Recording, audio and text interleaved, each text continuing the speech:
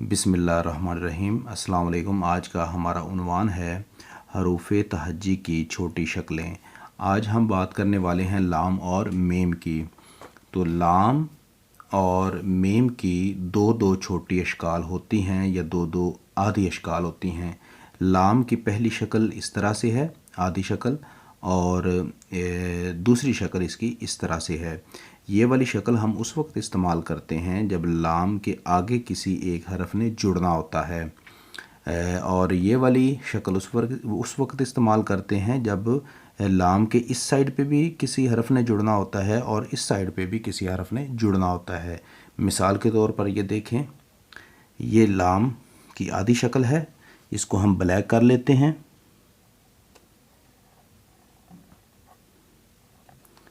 और इसने आगे अलिफ से जुड़ना है, तो लाम अलिफ ला, ये लिखा हुआ है सवालिया। तो इधर लाम की जो आधी शक्ल है वो ये है। इसके बाद ये लफ्ज़ लिखा हुआ है अलग, अलिफ लाम गाफ। तो लाम की आधी शक्ल यहाँ पर मौजूद है। अब इस तरह इसके बाद अब हम लाम की दूसरी आधी शक्ल की बात करते हैं। ये मैंने आपको बताया है कि इस साइड पे भी किसी हरफ ने जुड़ना होता है और इस साइड पे भी। ये देखें, ये लफ्ज़ लिखा हुआ है चलना। तो ये चे लाम नून अलिफ, तो ये लाम मौजूद है,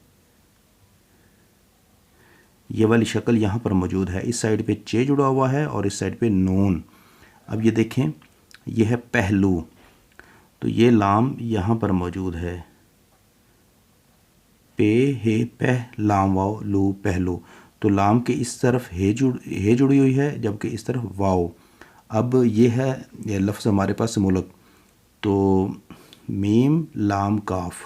तो लाम यहाँ पर मौजूद है, इसकी आधी शक्ल ये है। एक साइड पे मीम है जबकि दूसरी साइड पे काफ है। अब इसके बाद हम बात करते हैं मीम की। तो मीम की आधी शक्ल बाज़ औक़ात हम देखते हैं कि इस तरह गोल सी होती है, ऐसे मीम।